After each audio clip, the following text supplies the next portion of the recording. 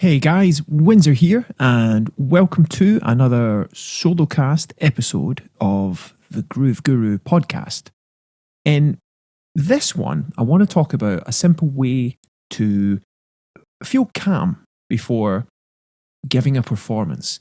And that could be performing a show, giving a talk, or recording a podcast, a piece of music, or whatever that may be for you. Before a performance that you are to do, it can be natural to feel some energy flowing through your body that you could label as any of those feelings that you don't want, let's just say. And something that can work for many well-known performers is to reframe those feelings as thinking about them as, excitement and anticipation and something that they can channel into their performance. And, that can work to a point.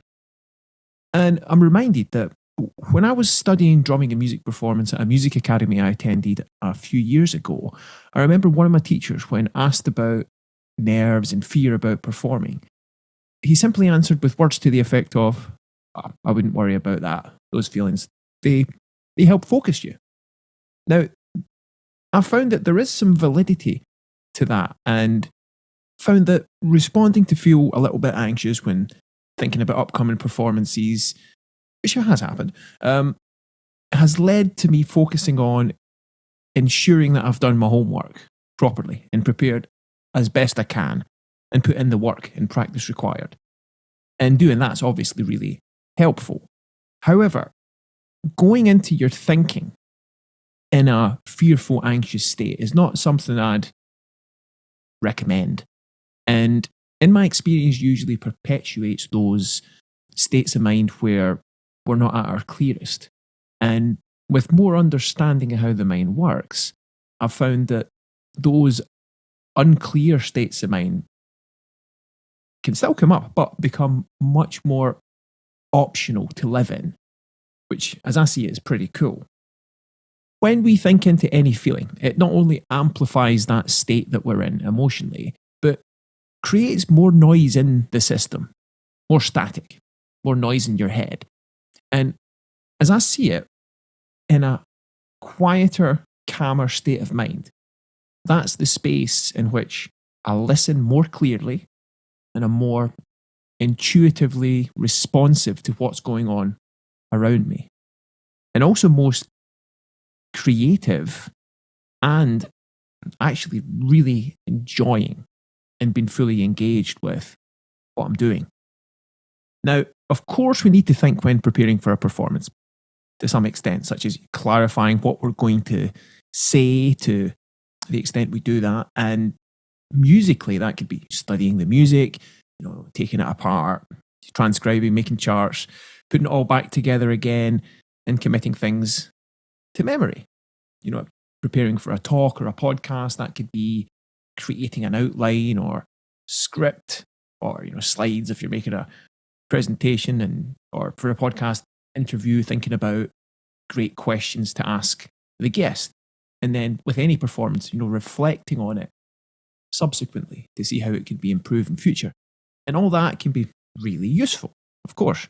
Yet there are some states of mind I've found more productive than others when it comes to trusting my thinking. And it came to me last night, the skull shaver metaphor. What's he talking about? Okay, so what I mean by that is I recently got a new head shaver, skull shaver. Really great piece of kit for what it does. It shaves my head very effectively. But what happened was, it was last night when I went to use it and, shave my head before going out, I pressed the on button and it didn't turn on. I was like, okay, I bought this reliable head shaver and it's not working. And when I pressed the button, it wasn't coming on. No motor noise, no motor action. And what I realized was that I took the head off it and inside it was jammed up with a bunch of hair that I'd shaved off. And it occurred to me that that's a great metaphor for how the mind can work, that when the mind's jammed up with too many thoughts, your mind doesn't work as well. And everything's more of an effort that way as well. And, when I cleared the head of it, took all the old hair out, gave it a rinse, boom, on, worked perfectly, perfectly shaved head. So the point of that is that there is a point when going into your thinking excessively can be counterproductive and take us out of the state in which we are clearest and calmest and most resourceful to freely give our best performances. Now, I've addressed some of the above in previous episodes of this podcast, and now I'd like to change course a little bit and invite you to play with something that can lead to you very quickly shifting from feelings you don't want to experiencing a much calmer, more centered and present state. Now, don't do this if you're driving. So, what I'd like you to do is just take a second and bring up a feeling of something that makes you a little bit afraid or anxious. Now, just a little bit. Don't go all in with that. Now, notice where it is in your body and just feel it and sit with it and notice where it goes. Like for me, when I thought that, I got this sensation and slightly hot in my head, and I felt it in my chest and down to my abdomen. It was here, and then it moved, it narrowed, and then it dissolved. And I feel pretty calm. Now, in my experience, that works with any feeling. If I just sit with it, it'll pass. And as an invitation, you can try this if you feel a little bit anxious or fearful before performances or in general as you go about your day. And you can find that those uncomfortable experiences tend to dissipate when you sit with them and let them go. And one thing I learned about this that is truly life-changing is that whatever you feel, you don't need to be afraid of it. For me, any feeling I have, it's just a feeling coming from thought, brought to life via consciousness, which I feel in the body. And I don't need to be afraid of any of that. If I sit with it, those unclear feelings, it's just telling me how clear my thought is in the moment. So I don't want to listen to that. And if I just let it go, the feeling dissipates and dissolves, and I start to think clearer.